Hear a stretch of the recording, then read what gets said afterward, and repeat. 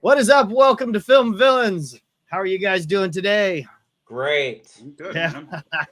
I don't know. I don't know how he showed up, but he's here in the studio, in the Goat Bar. He's normally in this box right here. I know he's down below. He's definitely in your box, Alex. I snuck into the Goat Bar. I've been sleeping here for 5 days. I know. I don't know how it's Oh, so things small are here. rough, huh, bro? Yeah, Crashing with man. creepy Uncle you Christian. saw the industry's on fire. I'm still looking for a job. There's- You know how it is. There's good booze over there. Hey, so before we keep going, show him my bar, because the bar has never been on screen camera before. There's the Goat Bar. Yeah. Very nice. I can say I had one very memorable night in the Goat Bar. Yes, you And, did. With both you and Napawaki Christian. You weren't tall enough to be bent over the bar, but we got a little step stool for you. I mean, Hey, that's we why made it's it got the work. stools, Exactly. We're Yeah. creative. That's what we're about. Solving problems and figuring out solutions. Yeah. So what you guys Right? been It's watching? like when the seven dwarves would stack on top of each other, so that they could be tall. Oh my god. Yeah. Honestly, that really is a great segue into what I've been watching. Oh. So as a VHS collector, my girlfriend has also become very passionate about the hobby. So she has a Sandra Bullock section. Did you know that Sandra Bullock has one of the highest amounts of films of her career released on VHS? No. Oh, No, well, I did there you go. So she's got about that. we've got about like 26 or 27 Sandra Bullock tapes. Holy shit. And I threw in Speed 2, Cruise Control this week. Oh yeah. Okay. Fucking Yeah, I Willem don't Dafoe. Yeah, Leeches, and right? Yeah. Leeches, yeah. And I gotta say, this movie is such a beautiful train wreck. I don't know how or why it Boat happened. wreck? But It's a boat yeah, totally fair. But yeah, that's what I watched this week. Date night with the girlfriend, and Speed 2, Cruise Control is great. I don't have any recollection of that movie whatsoever. I saw it. I think Let me tell you- Sandy's in it. That's all that matters. Willem Dafoe's in it, right? Yeah, Now- okay. Well, Is he we'll the bad propose guy? it. All right.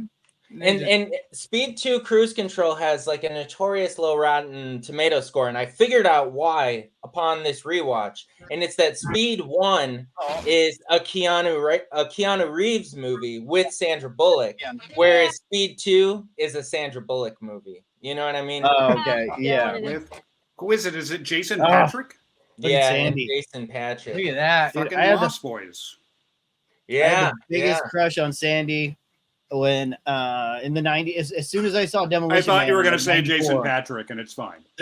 Well, I had a huge crush on Jason Patrick in Come the on. day. but- Michael and Lost Boys, we all did. Come on. Yeah, we all wanted him to be our big brother.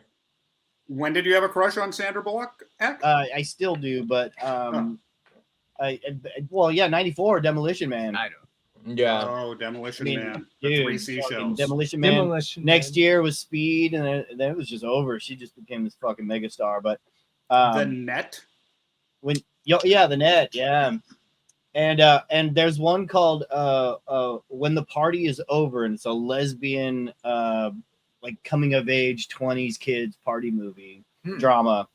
That one was really good, but I mean I saw that in 97 too, so it's been so long I've seen that. But yeah, I went when she was on the Tonight Show.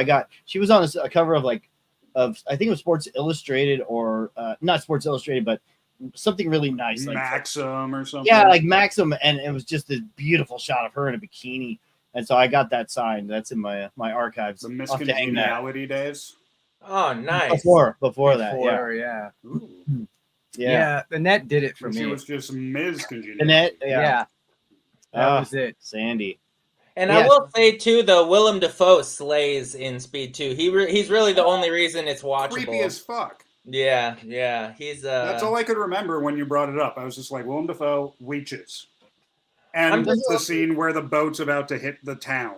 Like, well, that's it. the boat hits the town and it travels for like a mile into the town, which is, I mean, the boat just had so much speed that the speed was out of control. Damn. Yeah. What Was luck? Michael Bay involved with this at all?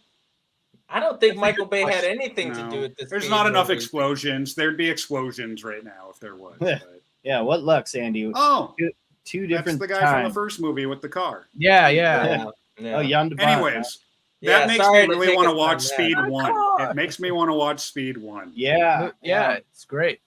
But Speed 2, Cruise Control, threw on the widescreen. Great movie. Revisit it if you ever get a chance. and it Excellent is a quality. widescreen version too. This particular tape is a widescreen, which just you see that whole boat going so fast. It's great. Hey, this is Future Us. We're trying to give away stuff. If you would like to get something for free, we're gonna give away. How about 2 copies of My Favorite Horror Movie Part 3? Enter your favorite horror movie down below in the comments, and we will contact 2 winners and choose you and send you copies of this book. And when Christian this says is our book. This is our book. When Christian says contact, he will literally be at your window in the middle of the night holding the book. If you comment, he'll be there with the book. I will kidnap you. I will lick it to him. I don't think anyone wants that book anymore. well, I'll have Jonathan sit on it for a little while. I got stuck here. I'm kidnapped. Hunter, you have a movie coming out. A movie that I produced and wrote and acted in just hit Tubi TV. It's called Porcelain. Oh shit! Yeah, let me pull that up. My good friend Nicole Sinaglia directed it and came up with the story for it. Yeah, we shot it out in Philadelphia couple years ago, and it just hit Tubi TV, so you can watch it for free, like right now. Hell yeah! Nice. Yeah. So okay, so wait, I have not seen this. Oh, let's watch it. Let's watch the trailer right now. My father's dead.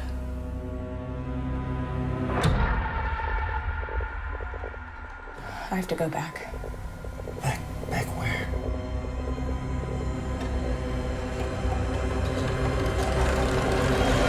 He wasn't a good man, Caleb. Being back here is just bringing up a lot of stuff. Then what are we doing here? Looks just like you, Elise. I was having a nightmare. Things were really bad for us growing up. And my father, he would buy me dolls to apologize for the things that he did to us. That house is cursed. We all should have been put away. Who are you talking to?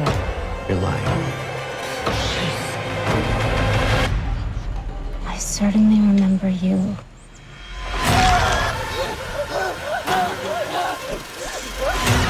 Are you okay?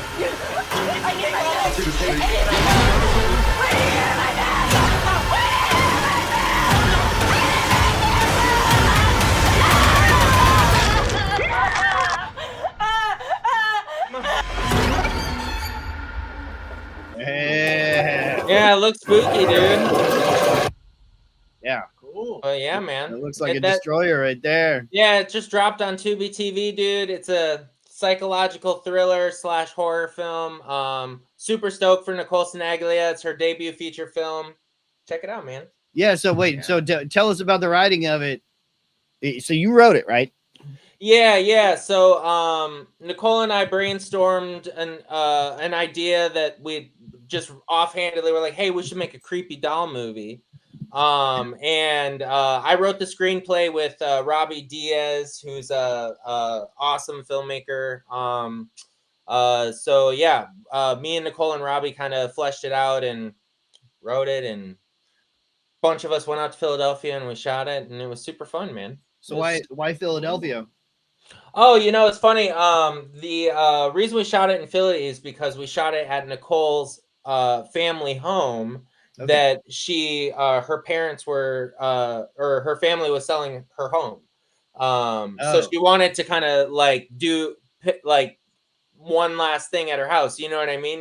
Before they so it was like a sentimental thing, you know what I mean? Like, let's go shoot a movie out at her crib, before it's not her crib anymore. How much of a role are you in that movie? Huh? Oh, dude. So the cool thing, so I don't cast myself in every movie I produce, not by a long shot. But I bet you are. You do. You're a total no, dude. no, really. I mean, most of the time I'll put myself in something, but no, I'm just kidding. But only if you can show your dong. Only if the dong is involved, I'm in. But yeah. No, the cool thing about Porcelain is I knew I was going to be playing the role that I played as I was writing it. So I was very intentional in writing a type that I don't normally play. So I play the character that I play is Elise's boyfriend in the story. And the fun thing is I usually get typecast as, psycho killer or crazy fun dude or just chill stoner type. But in this film, I intentionally wrote the character as kind of the straight man and the dude that had his stuff together, hence the dorky looking wardrobe and, put on some glasses. And yeah, so it was actually a really fun challenge as an actor to be play, straight. Yeah, play to straight. try. Yeah, exactly. Yeah, dude. I mean, it was fun though. To play the straight man and the guy that's in the horror movie going, why don't we just leave? Like, you know what I mean? Alex, you been watching anything? I base my life on what is expiring from Tubi soon, and then like what is my childhood speaks out to. I watched Toy Soldiers. Sean Astin, 1992. It's like these terrorists that take over a prep school and like hold all of the wealthiest kids hostage, wanting to get their parents to give a ransom up. And it's kind of like Goonies meets Die Hard. Dang. You've got Sean Astin. He's crawling through the fucking thing. They're taking notes on all the people. Will Wheaton's in it. Keith Coogan is in it. The UCLA? headmaster is Lou Gossett Jr. Oh, damn. Is that UCLA? No, I it's not. don't think that's UCLA. No, okay. That's like a Boston Lou Gossett Jr. Look at But that. they're just, all the kids that are kicked out of other prep schools, so they have issues with authority. These are the troublemakers. So it's the terrorists, like ultimate foes. And dude, this looks awesome. This looks freaking. You've never seen Toy Soldiers? No, I've never seen that. Oh, what's his name? Will Wheaton? Jonathan Lewis. Have you seen this? Yeah. No, I haven't seen this, but you know what's driving me crazy right now is that I got a couple scripts after I did that Tubi movie, and one of them that just came across my desk was Goonies meets Die Hard. Motherfucker. And just watching Toy. Oh, bro, I sent that script in. That's funny. He just sent in the script for Toy Soldiers and changed the names. I didn't even change the names. Like, I figured it's been. Arlie, see the Die Hard? Like I could do it. See the Die Hard? He's crawling. Yeah. Oh, it's going through the gate. He's gonna try to replace the chips between the detonation device and that fucking robot, fucking airplane. It might foil everything. It might save the day. Ooh. Check out those abs. There's some punk bros in this movie. Holy cow! Hey, where's the girls? It's an all-boys prep school, Ack. It's your dream. Perfect. Come on, they have to have some girls in their lives. No, we don't need them in this school, bro. Yeah, man. Sean Astin, man. Toy Soldiers. It should be called Boy Soldiers. Andrew Divoff. Yeah, the guy who played Wishmaster. Is that before Rudy went to, It looks pre-Rudy. It looks pre-Rudy. That is, pre-Rudy. Between Goonies and Rudy. It was Rudy.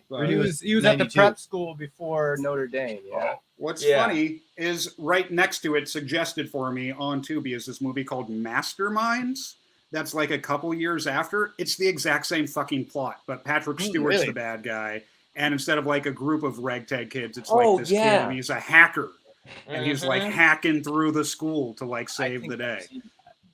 It is vastly inferior. Like Toy Soldiers is fucking fire. Hell yeah. Watch it. Let me know. It's on Tubi. You got like 48 hours to do it before it self-destructs. So do it. Yeah. Nice. What about you, Ack? What about you, Ack? What do you watch? Okay, I watched Babe. Babe. Like the pig? The movie. Yes, the Babe the pig. How is that? I saw it when it came out in 1995. I saw it. I've probably seen it more times than any other movie in the past ever since it came out. It is an absolute fucking masterpiece. I swear by it. It's one of the most wonderful, beautiful, dark, funny as fuck, quirky, fucking what's the word? Just absolute creative a fun movie there is out there. It's Bro, in my get top the- 25 get the favorite movies, trailer dude. up. Yeah, yeah. Yeah, Wait, I need a little Babe in my life. Who has never seen Babe? I love Babe. I haven't seen it in It's years. been a long probably time. since I was a kid. Yeah, Yeah. it's a movie that does not fuck around. It's a perfect movie. Perfect. I did work on a talking pig movie called Arlo, the Burping Pig. I was Yes, the art you did. director, and I also play a clown in it. No big deal. A killer clown? Just a clown who lost a pig. Just a clown who lost a pig. But Joey Lawrence is the star, and it's probably on Tubi. Oh shit. Yeah, so Nice. Babe is an absolute masterpiece. If you need to, don't watch it on VHS, you chicken shit, a hunter. You got to watch it on some decent quality. I have Babe on VHS. But you can watch it on VHS, but it's going to look like this damn trailer, how bad it is. But on Blu-ray, I have Blu-ray as my best copy. It's beautiful. The colors are so nice. It's so well shot. George Miller, who made Mad Max, he produced this and wrote the story. He directed the second movie called Babe, Pig in the City. Where's my camera? There it is. And this is also an amazing fucking movie. And so these are probably about two of my, I have maybe my top 100 favorite films. There's probably about 5 fucking children's, maybe, okay, 5 to 8 children's films. And these ones are on it. Pig in the City is a wholly different movie. It doesn't really have the farmer in it, and and they're trying to save the farm another way, and the pig and the farmer's wife have to go to the city and enter this competition, a different kind of competition, and it's kind of about communism in a way, about socialism. Let's say it's socialism in a way, about all different types of animals and people living together in harmony, even in the city. And they're all of different kinds of races and different kinds of colors. So it's kind of like the opposite of Animal Farm, huh? Oh, I never saw Animal Farm. Or they read it either. Yeah, Yeah. it too. Yeah, I never read it. But either way, babe, do not miss it. Once it comes on, I'm like, it hits me right fucking in the gut immediately. I don't remember why, but I do distinctly remember that movie fucking me up when I was a kid. Like, I remember really liking it and thinking it was a great movie, but I do remember feeling kind of fucked up watching Babe, like emotional or something. I was 18 when it came out, and I'm like, I've heard some good things about this, and so I'm like, okay, I'll go fucking see this Babe movie, and I went to go. I was in my first year in college, and I just became a film student. And I went to go see it at like the $2 theater because it was on its last legs of a theatrical run. And I was like, this is fucking one of the best things I've ever fucking seen, you know. And so that was the movie that I was rooting for at the Oscars. You know, when you have that one movie that's actually good, that's totally surprises you. That's this one. It won. It was nominated for Best Picture, Best Screenplay, and 7 Academy Award nominations. And I think it might have won 1 or 2 or something. But yes, masterpiece. I'm gonna revisit Babe. Yeah, definitely. Woo! Don't fuck around. Arlo the Burping Pig. Yeah. I made it into the opening cartoon. Like, they have an opening cartoon, like how 80s movies used to, with like the song and dance, and they have my character made it in there. It's the most amazing thing I've ever done in my whole entire life. I remember when you guys were making that. Hunter, you weren't involved in that, right? I did a day or 2 on Arlo. I think I did 1 day as a production assistant. Yeah, it was so much fun. They say never work with fucking children or animals, but that's my fondest memories working on film, or working on that movie with fucking children and animals. It was so good. You know, it's funny. I wasn't there, David. I bet it was. I was really looking forward to meeting Arlo, and he wasn't there that day. Oh, really? Yeah. Where can I see it? I've got a DVD if you can make it out of Axe Torture Dungeon over here. But he's never getting out alive. Yeah. Wait, open that drawer. Weird, right though. Like, toy pigs don't exist. Like, they say teacup pigs exist. They don't. They're just baby pigs. So He's the never pig went getting out from like alive. this size the first week to like this size the second week to like this size the third week. Damn. It was fucking crazy. Whoa. Are you about to murder Where is it? Jonathan, Christian? Well, Why if you I admit- if I need to, if he wants to leave, then he has to leave in 2 pieces. Jonathan, if It's you're in streaming trouble, free on if Plex. you're in trouble, bro. Going from Babe. I don't have friends. Yeah, we can tell. We can tell. I need one. The movie I saw is called Day of Anger. So going to a whole other spectrum. Western. What's his name? Levon Cleef. Oh, Classic Western. Starts out, it's just this young kid in this small town. He picks up everybody's shit, literally.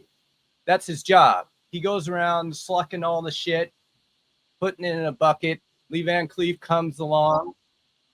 He says, hey, I want to be a gunslinger. I want to do this. I want to do that.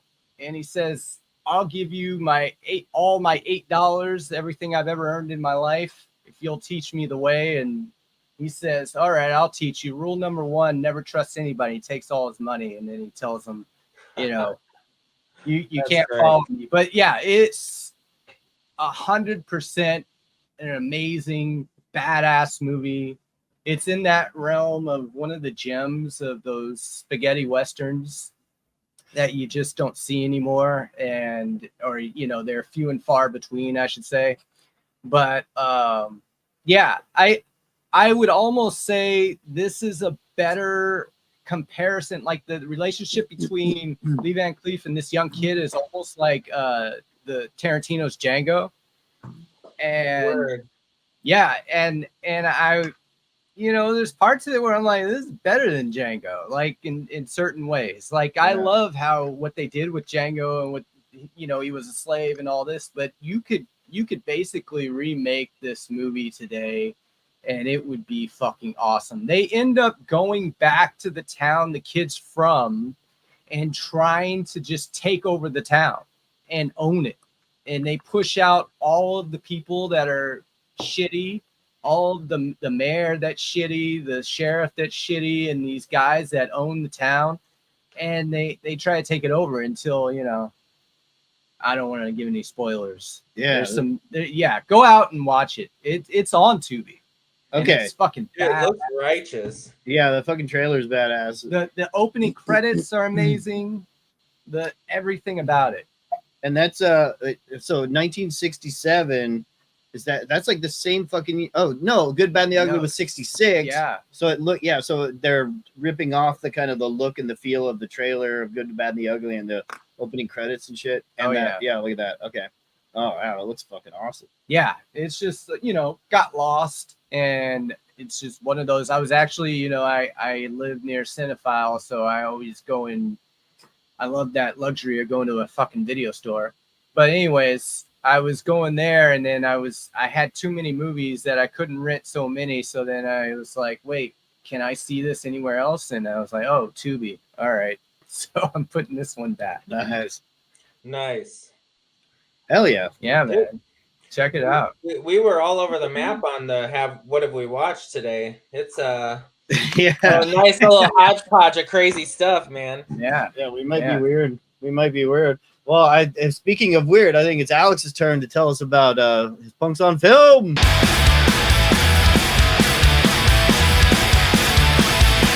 You want to talk about Punks on Film?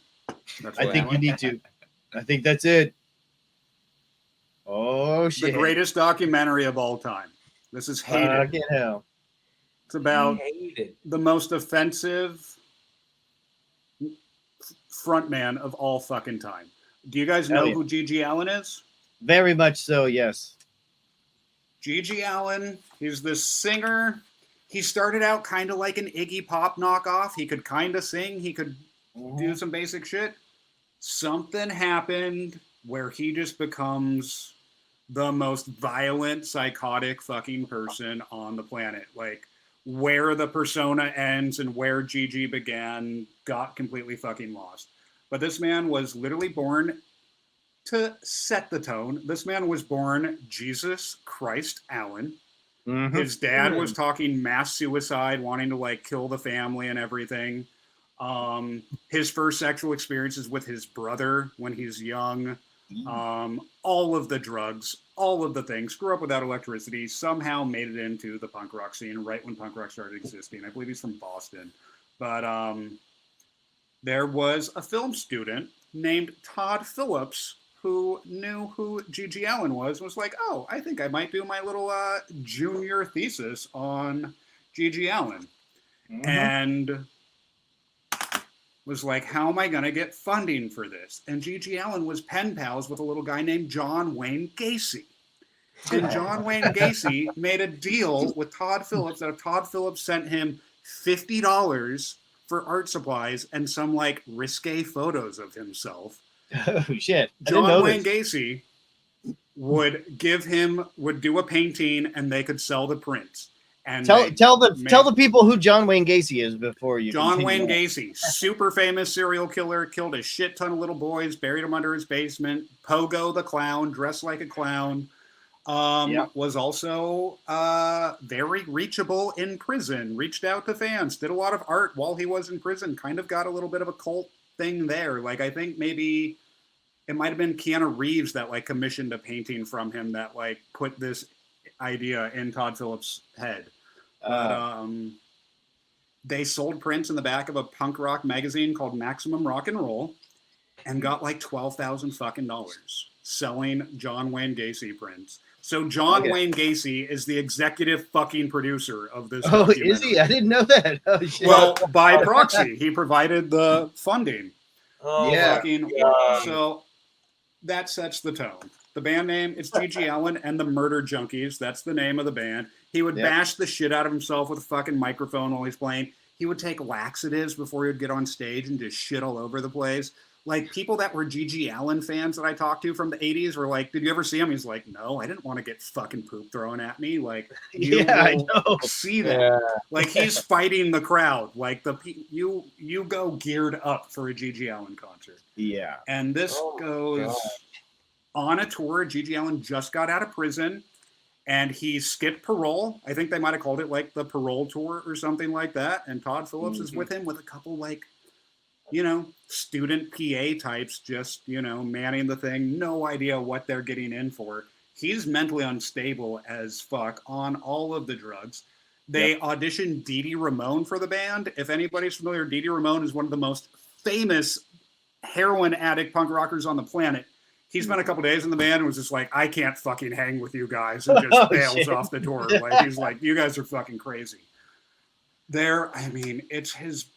Oh my God. I mean, he's shoving fucking bananas up his asshole and shitting them out. We've got, like, you know, spaghetti sauce enemas going on. We're doing all of the drugs. He's doing spoken word and, like, fucking, you know, he's doing poetry and then just, like, fucking punching at chicks. It is not a person to idolize, but he is so fucking fascinating that, I mean, I'm not lying when I say this is one of the greatest documentaries of all time. To capture this.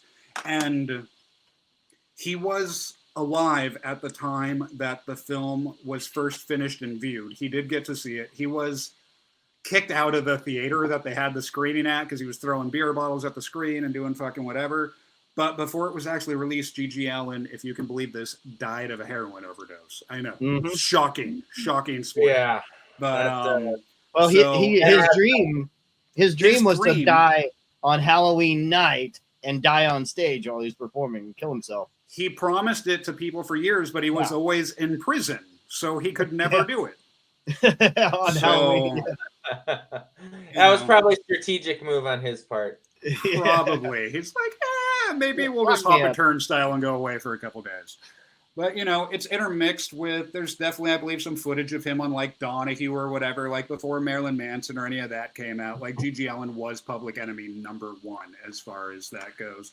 And there were people that were obsessed with him, much like people get obsessed with serial killers.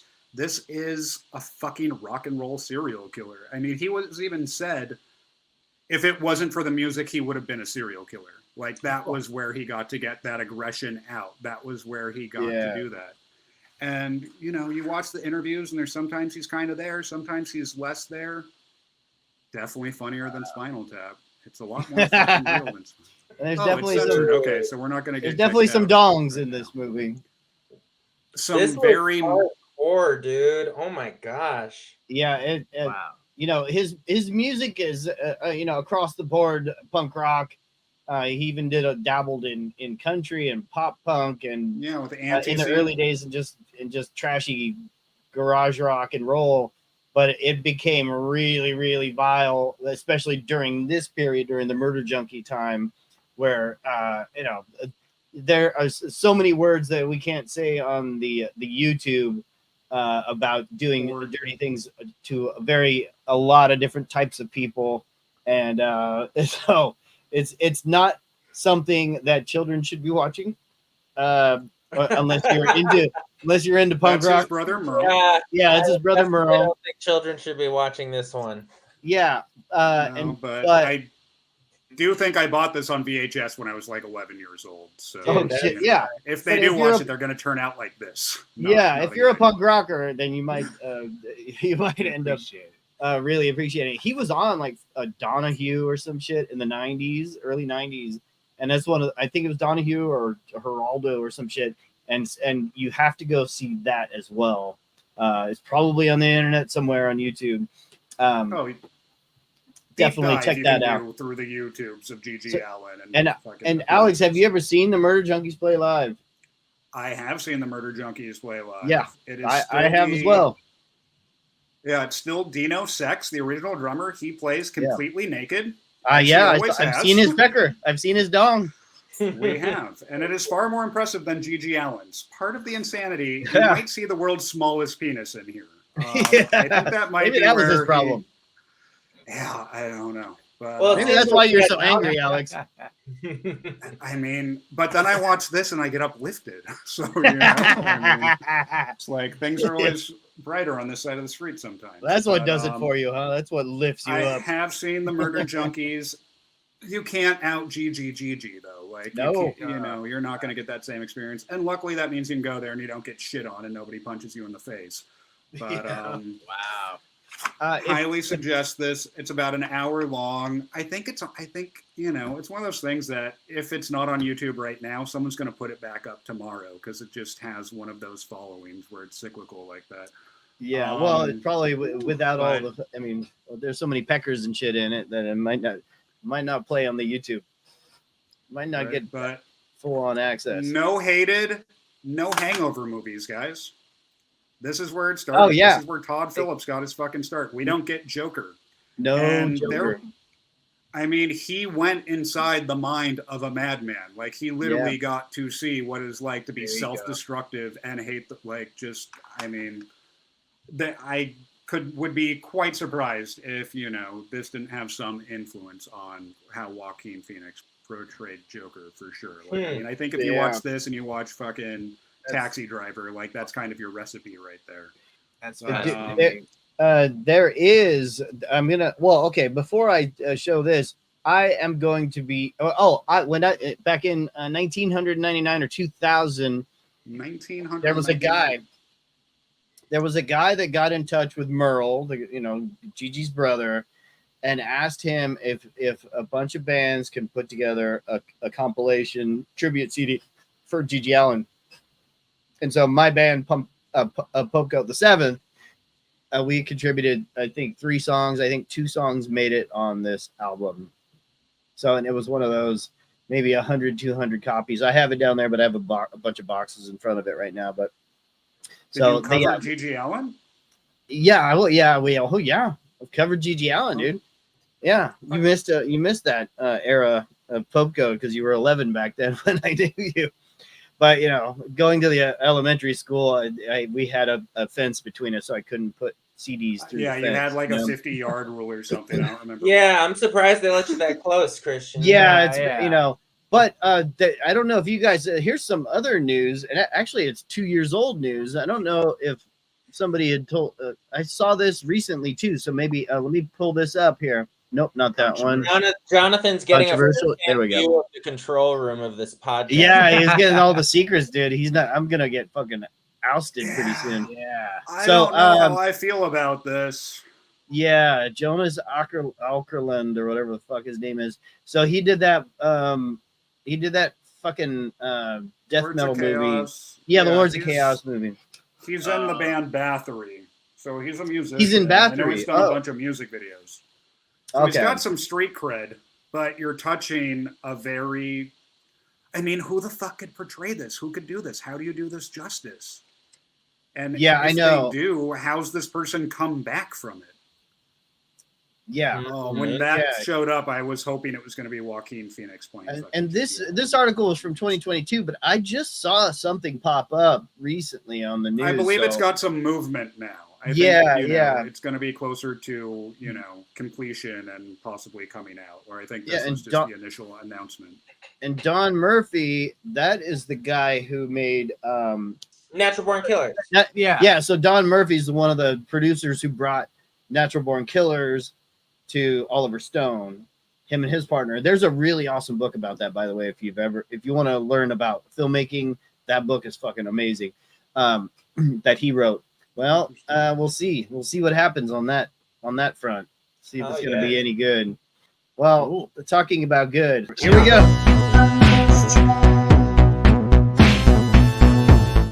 Oh, there's Jonathan right there. Oh, you're here. I have a movie. It's got multiple titles. One of the titles is Yellow Pajamas. The other title is The Girl in the Yellow Pajamas. I have some stuff that I want to talk about with this movie if Act can get his act together. Pull up stuff that I had up on the screen. Dude, you have fucking 87 fucking things up here you gave me. Where's the shit that I need on my screen? But anyways. Damn. He sent me 87 pictures. The fuck am I supposed to do with 87 pictures? Which one? My fucking notes. Oh, the notes. Oh shit, I can't fucking control the computer with it. Oh shit, hold on. It's chaos over here. God damn. Chaos over there. There you go. There we go. There we go. Oh, they're on the wrong goddamn thing. Okay. Sorry, I had some bullet points. Yeah. We're gonna cut all this shit out. He's I don't think so. Keep it in. Keep it in. This is what I'm here for. Tell us about the Pajama Girl case, all right? The Pajama Girl case. So anyways, I was going back. I was looking for another Giallo that I hadn't seen that wasn't very popular or, kind of slipped through the cracks. And I had to go all the way to fucking Australia. It was a co-production. It's still an Italian movie. It's still an Italian crew, Italian director. And it's called the Pajama Case Girl, or the Girl with the Yellow Pajamas. La Ragazza. There's like 5 titles to this movie, like a lot of Giallos. But anyways, this movie, there's so many things to talk about. It's all over the place. So, number one, it's got great music. It's got legendary stars. It's got an old-fashioned detective, pounding the pavement. It's got boobs. It's got yellow pajamas, and it's got masturbation and masturbation jokes. It's just chock full of so many crazy things. I think one of the first things that I wanted to talk about is the music. Since we've been talking a lot about music, we are always incorporating music in the movies that we're talking about. This one is another take off of that Dario Argento kind of funky music style and everything. But the composer got this star at the time, Amanda Lear. Any of you guys know Amanda Lear? Mm-hmm. I just learned about her. So she's kind of a chameleon, kind of this mysterious singer. They say she was born in Saigon. They say she wasn't. They say she was born in 39 or 40 or 46. And they have no clue of when she was born. And she's this crazy artist that was with Dali. He was with Salvador Dali. She was with all these other crazy prolific people like the Rolling Stones in the 60s. In the 70s, she was like a disco star. She even posed for Playboy because there were rumors that Salvador Dali wanted her to, or nobody knew who she was, and there was a rumor that she was transgender, and so then they said that Salvador Dali paid for the operation, and so there's all sorts of weird stuff, but the music is funky as hell. This one's a little different, and I kind of want to spoil it, but I don't know if I should. I mean, you guys tell me. Should I give the spoil it? Spoil it? I think we had time to watch it at this point. If you haven't, you know, this is it's like if you're a fan of this genre, you've already known this. So basically, with this one, you usually have that kind of crazy killer, and you got the detective trying to find out what's going on, and then you come to the climax at the end.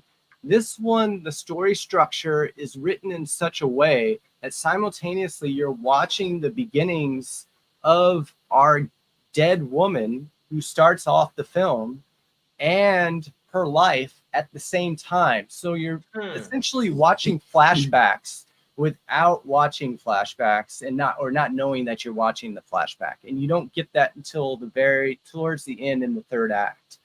And it's something that, like, I didn't catch on to it, and I'm usually a stickler with these movies of finding the plot points and finding all the stuff and seeing what's going here, what's going there.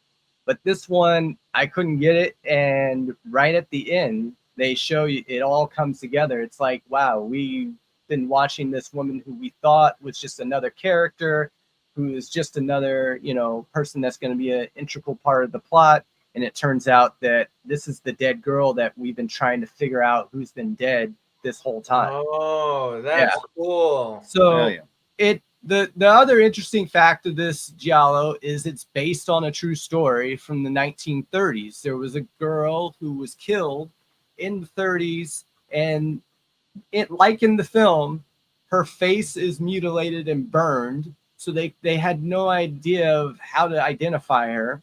They actually, in the film, they put her in this glass box. Like, they find a way to preserve the body, and it's not necessarily like what you would do with a dead body if you're trying to preserve it. They use some sort of weird chemicals, and they preserve the body, and they put it in a glass box, and they actually did that in real life, and they put her on display, and they have all these people coming to try to see if they can identify this body. It's a wild story. I don't know what the hell they're doing in Australia, but bro, I gotta see this. That's a good shot, though. I like that shot. This is the kind of shit that was going on. Dude, what a cool find! It's a great Giallo. And then here's the other kicker: it pulls from the whole Hitchcock thing, where one of the main characters dies off in the middle of the movie. One of the stars is one of the best, Ray Milland. Yeah. See, I can't even say his name. But Milland, who is famous for Hitchcock's Dial M for Murder, he was in The Big Clock with what I just seen, which is amazing, by the way. Really? But it's really, really good. I might talk about that on the next episode. Oh, and The Uninvited. I mean, he was in, Hollywood Golden Age, and here he is as an older detective trying to find this killer, and it's kind of, it's a Giallo, so sometimes they're not the greatest movies ever made, but he's having fun. The part that I was talking about earlier about the masturbation, they come in on a suspect, and he's watching his neighbor from his window, and he's masturbating to her, and then the detectives walk in on him, and then they don't say much, but as they're walking out, the old guy turns back to him and he says, "Have a nice time," So there's all sorts of. It's a fun. I had movie. a nickel for every time a cop told me that. Yeah, exactly. But the other interesting thing that I wanted to point out about Giallos, which I learned on this movie that I didn't learn in any other movies of watching these things a million times over and over and over, is that part of the allure of making these movies was they were kind of like a travel log. they were this way for viewers who couldn't go anywhere or didn't take vacations to go and escape into these crazy different countries or lands or wherever you want to call it. But anyways, this is what's cool about it. Every Giallo, or not every, but almost all of them start in an airport or start with a character arriving at some foreign country or end with them leaving a foreign country. Oh yeah, huh? Interesting. So, I wonder yeah, what that It's is. Suspiria. yeah, and I jotted down some movies that was like Strange Vice, Mrs. Ward, Deep Red, Torso, Scorpion's Tail, The Girl Who Knew Too Much is Mario Bava, and then even the horror Giallo, if you want to call it a Giallo, Suspiria is the same thing. Yep. But yeah, that was something that was fascinating. That came out of World War II, and they started making these movies and doing co-productions, and they wanted them to be. They were competing against Hollywood, and so they were getting the tax write-offs, and they were going to other countries, and they started doing this, and it's wild, it's crazy. So that's the movie I saw. There's a bunch of other shit in here that I can't get to because we'll be here too damn long, but yeah, it's a fantastic movie. Even Argento pulled some stuff in his later movie Sleepless. He steals that kind of elderly kind of detective, retired detective relationship in one of his characters. But then this director, you could say, copied that in Cat O' Nine Tails, which he has in his one of his animal movies. So anyways, yeah. Girl with the Yellow Pajamas, go watch it, check it out. I know I ruined the ending for you, but it's still a fun movie. It's well made. It's one of the ones that are better made. Some of them are kind of schlocky at times, but this one is kick-ass. There's not a high body count. It's all about one murder, but it's fun as hell. I had a great time. Hell yeah. Nice. Awesome. Good old murder mystery Giallo. Yeah. I like that, dude. I know. I'm surprised I've never even heard of this one, but there's so many movies you haven't heard of. But this one sounds like a fucking big one that I haven't heard of because it sounds so amazing with Ray Milland and everything in it. So, yeah, shit, dude. Yeah. All right. So much crazy shit, man. It's just you can go on and on. Yeah. Oh, yeah. Okay. So yeah, they put her in a glass box. Yeah. That's creepy, man. Body on display. That's creepy. It's like just that idea. And the real murder in the 30s, the killer was never found. So there was never an ending to it, never any kind of conclusion. So spoiler alert. so yeah. So when they made this, they came up with their own, version of who this killer is going to be and everything. But yeah, man, just fucking badass. Sounds like a good documentary. Huh? It could be. Yeah. But the problem with any documentary that I watch, I want it if I smell that they haven't caught the killer yet, I don't want to watch the documentary because I want to see the fucking catch of the killer, you know. So I get that. Yeah, that's true. It's true. All right. Well, I think it's time for Hunter to get down. Give us some little VHS load.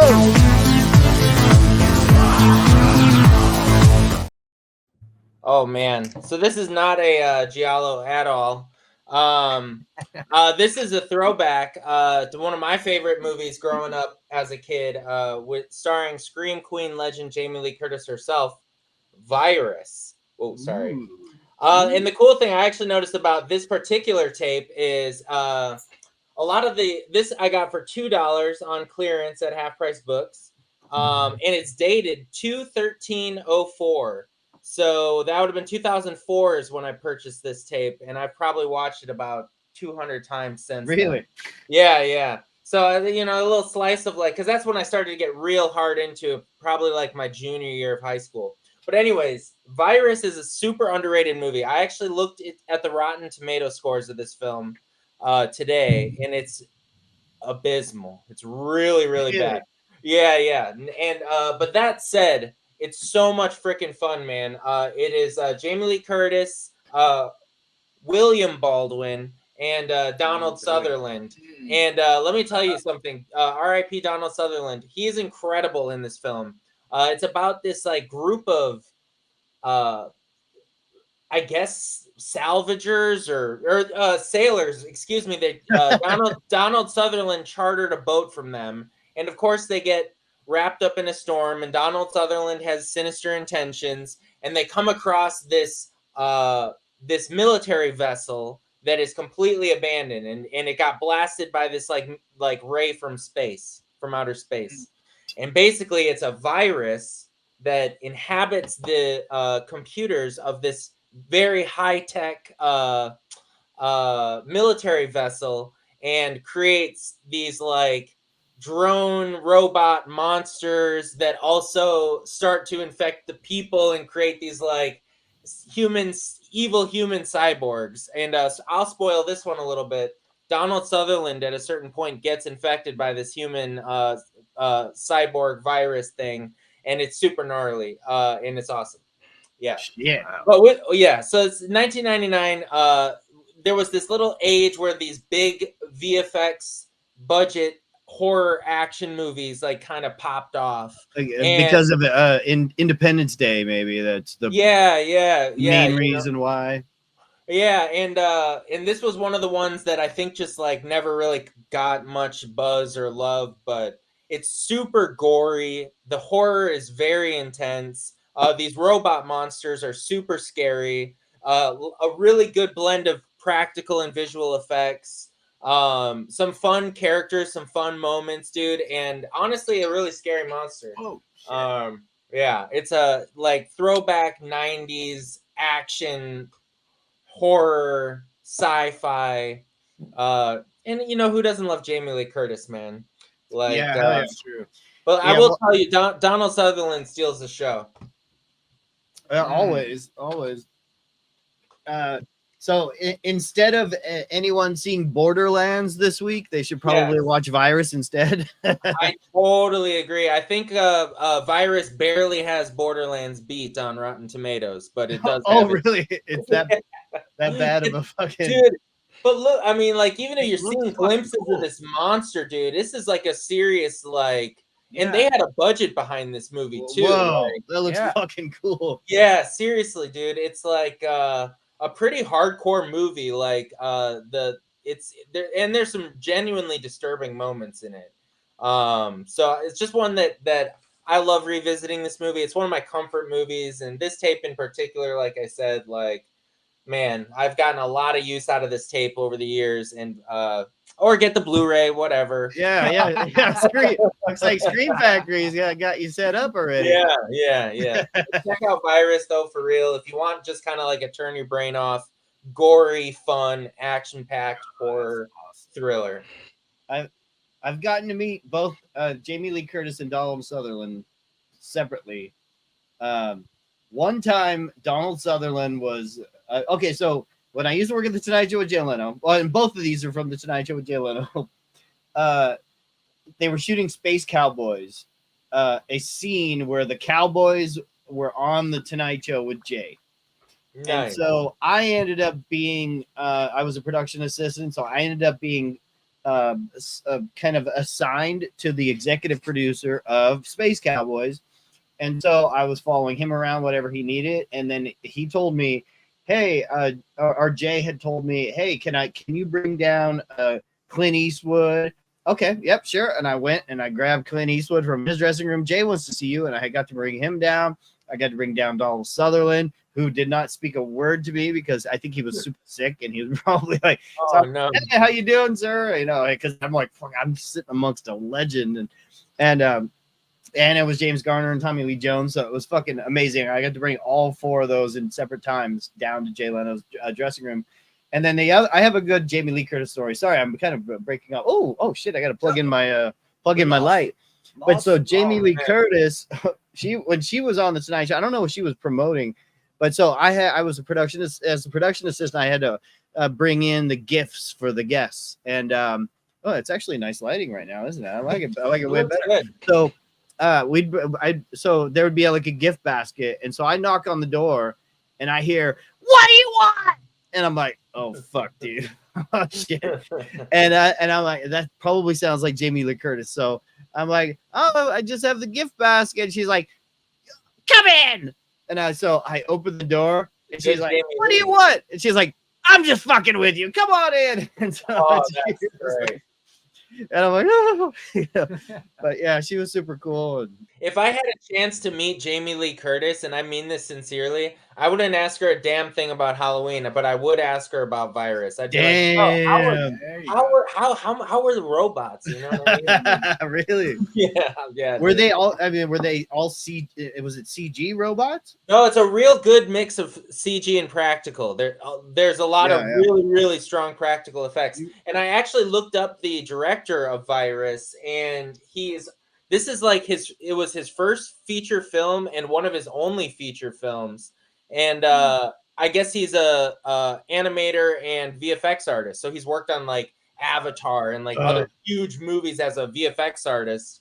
So it's no surprise because it's a real creepy, solid movie with and lots of really good effects. Yeah, it looks insane. All right. Yeah. I'll put that on the list. Put it on the list. On Blu-ray, not VHS.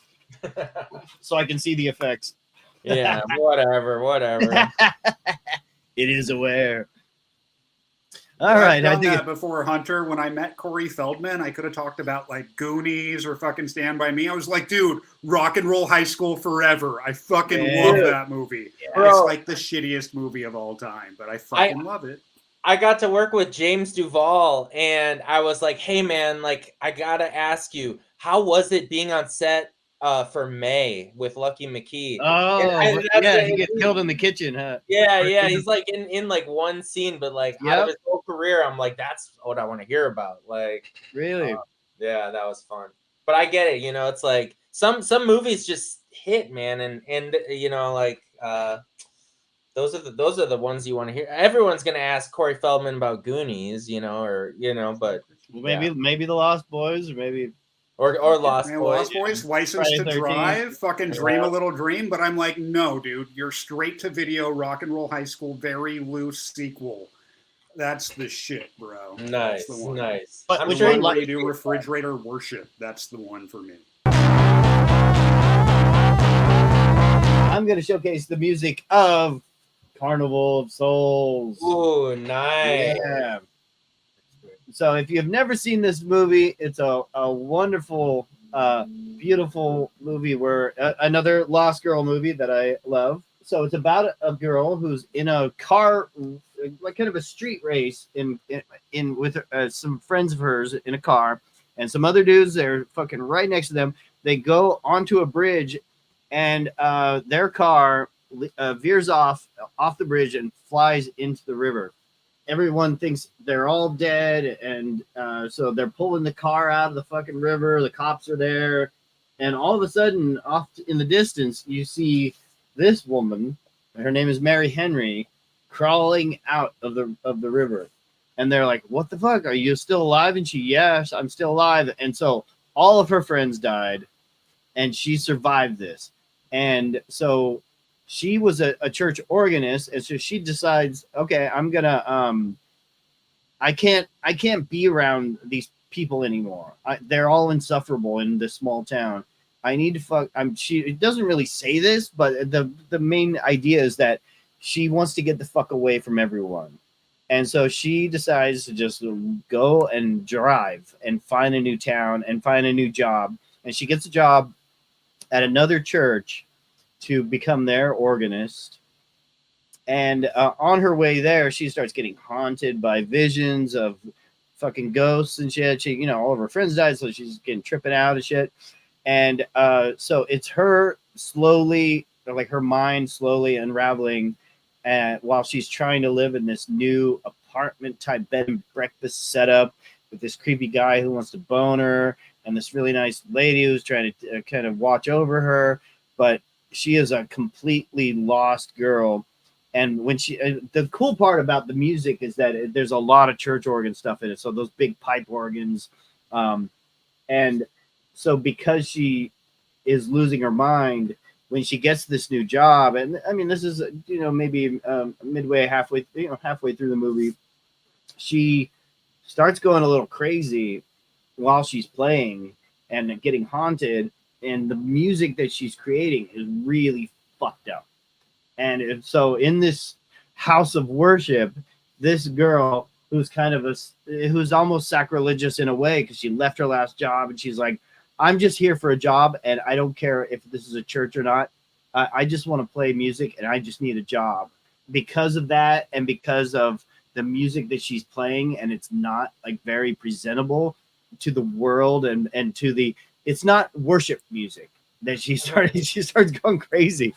And so they're like, dude, you got to fucking go. And that just sends her into more of a spiral because she doesn't have a job anymore. So this was something that probably should have never come out because there, you know, it's been very well known that there aren't any tracks of the soundtrack. You pretty much what's on the 35 millimeter. There's nothing left. Like there's no like stems of music. Here's a recording of the music or any of that. That's all been lost. So this has never come out before. So Waxwork came out with this disc.